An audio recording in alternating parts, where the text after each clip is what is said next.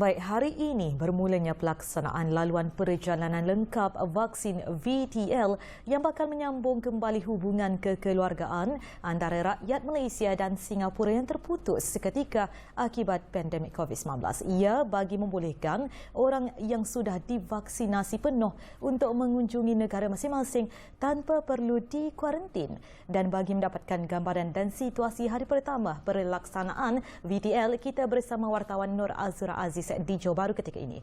Silakan Azura.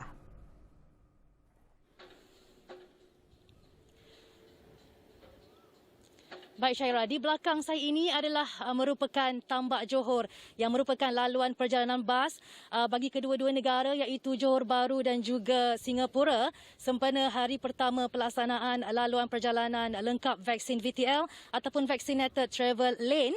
Setelah sempadan ini sebenarnya ditutup sejak 18 Mac yang lalu, kira-kira lebih setahun yang lepas akibat daripada pandemik COVID-19.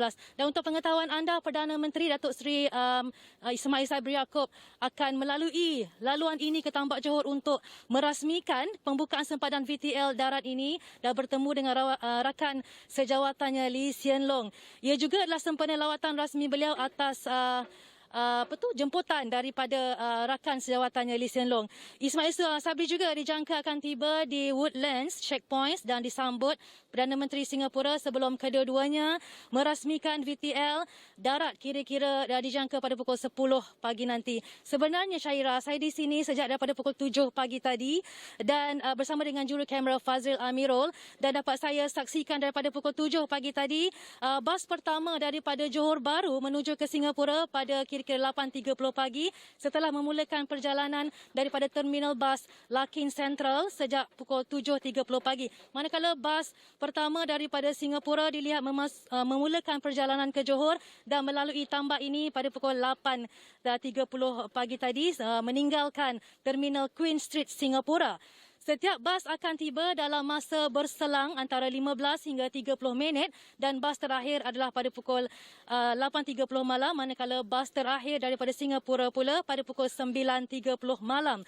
Baiklah, untuk pengetahuan anda, dalam fasa pertama VTL darat ini, pelawat hanya boleh menaiki VTL bas daripada dua syarikat yang dipertanggungjawabkan, daripada syarikat bas Transtra Travel daripada Singapura dan Handal Indah yang juga dikenali sebagai Causeway Link yang mengendalikan 64 perkhidmatan bas ataupun 64 perjalanan sehari dari 7.30 pagi hingga 9.30 malam setiap setengah jam. Ini bermakna 32 perjalanan akan dilakukan dua hala, daripada Singapura ke Johor Bahru, dan Johor Bahru juga akan melakukan 32 perjalanan ke Singapura.